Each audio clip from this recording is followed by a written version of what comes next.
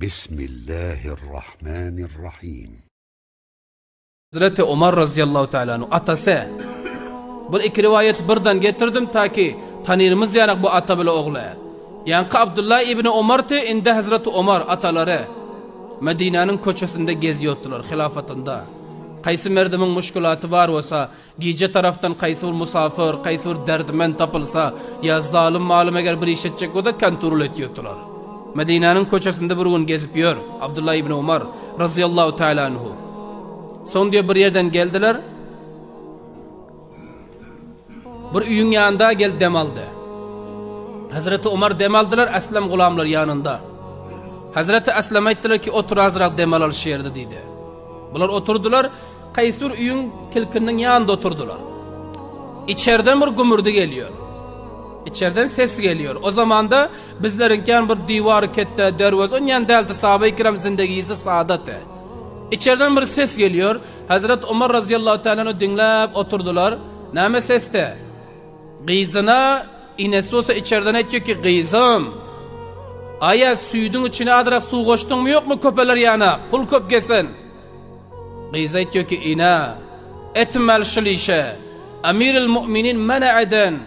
Amiril müminin gaytar koyun ceza tayin eden. Biller etmel şilişe deyip gıyz olsa yalvarıyor. İnesi diyor yok gıyzım. Sen şunun içine adarak su koşkun ki pul köp olsun. Adarak suyut köp olsun deyip inesi mecbur ediyotir. Yani gıyz olsa diyor ki Amiril müminin mena etti deyip şu gep aydoti. Bahsu cancal ine bile gıyzın ortasına şıl oluyoti. Ahir inesi etti ki gıyzım dedi.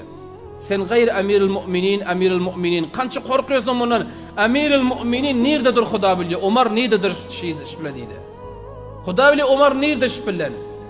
Amiril müminin bizler görvotayım mı dedi içine su koşmunan. Gıyzına mı dediler? Gıyzlar etti ki ine dedi.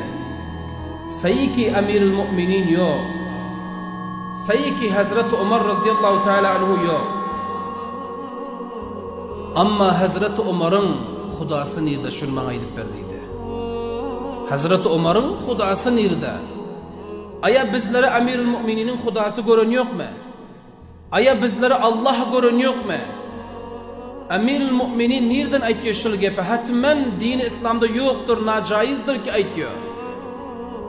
Şu cihetten men musu hoş bilmiyorum deyip yankı gıyızı inesine cevap verdi. Hazreti Ömer radıyallahu teala'nın bu sesi eşitoti taşırdı. Hazreti Ömer bildiler gıyızın imanını, Allah'tan korkuyorluğunu. Songaran azizlerim, bizler aynı şu şekil. Bizlerin zindagimiz aynı şu şekil. Nedir? Mesela ki yankı gıyız aytıyor, Amiril Müminin bolmasa Hudası nerede diyor, saymayın. Anında bir insan mana şu zamanlarda bizler eşitiyoruz ne? Bir insan cellap olsa mal cellap, hain olsa, yaxşılar bile işimiz yok. Hain olsa cellaplığında hıyanet ediyorsun olsa, inegin karnını pamplak geliyorsun bar deyip eşitiyorsa, inegin yeline sağman, suyudun sağman, 3-4 gün sağman iyidir bazar getiriyorum tapılıyor. Eşten diyor mu? Sizler yaxşı biliyorsunuz. Hıyanet demişim. Hıyanet şıl. Dükandar zamanı ki bir tarih öten zadı bilen aba zadı koşup bir koy verse müşteriye hıyanet mi demişim?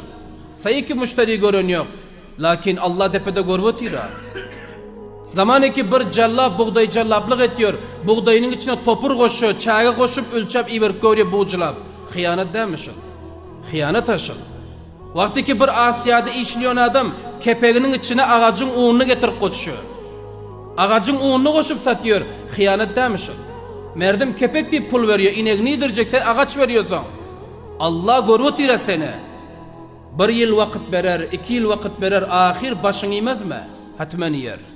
İnsana zaval gelmez mi? Hatmen gelir.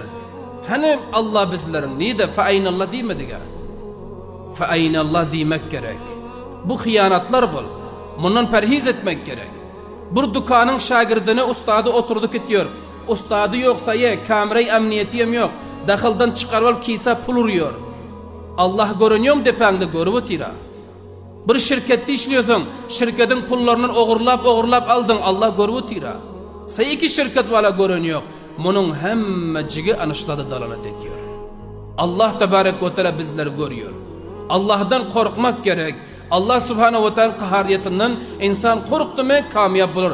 Gayrızul insan tava buluyor. İnsan berbat buluyor.